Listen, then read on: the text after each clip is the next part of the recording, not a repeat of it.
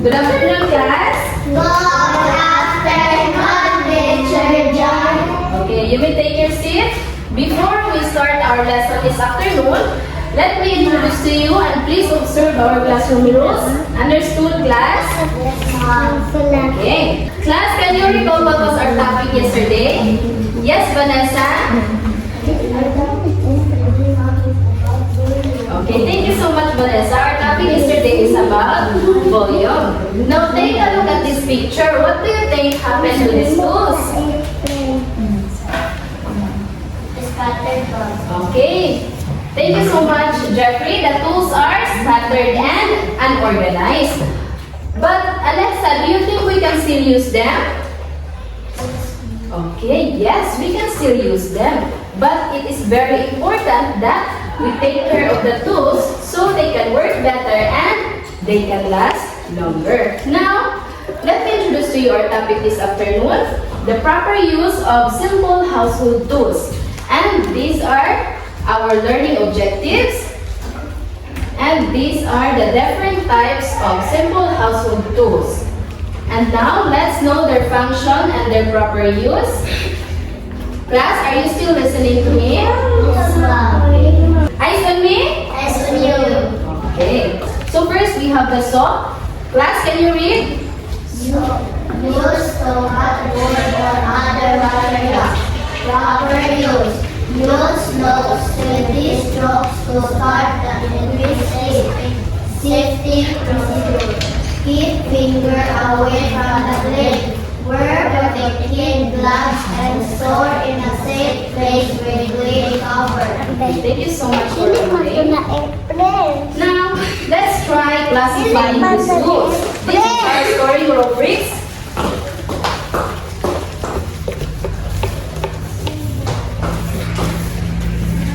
Who wants to volunteer? Okay? Two for this group and two for this group. Sige.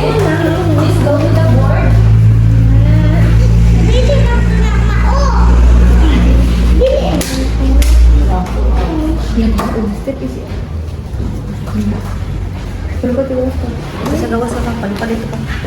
Okay, let's see if they are classifying the tools correctly. Are they classifying the tools correctly, class? Yes, ma'am. Okay, they are classifying the tools correctly. Now let's give a 3 big clap for everyone. Okay, do you have further questions? Okay, if not, then let's proceed with our next activity.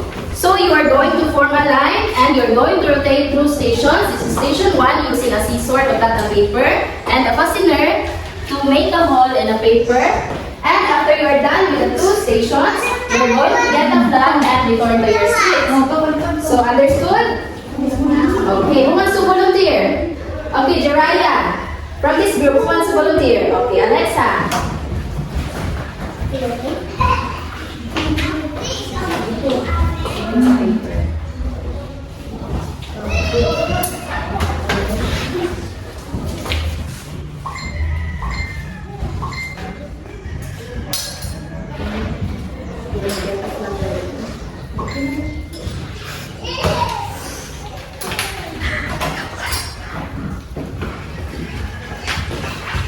you so much.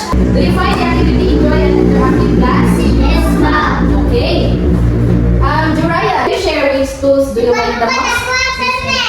Okay, scissor. Ipusun para dili maguba. Okay, thank you so much. At this moment, let's proceed with our next activity.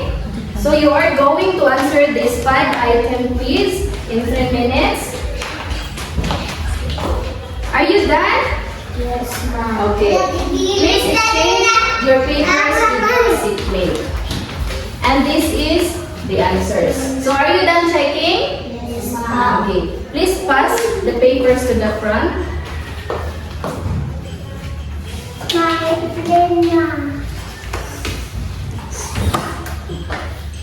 And for your assignment, please write this on your paper.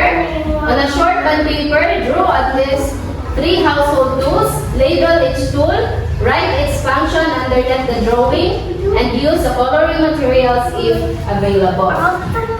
Okay, that will be the end of our class this afternoon. Goodbye, class. Goodbye.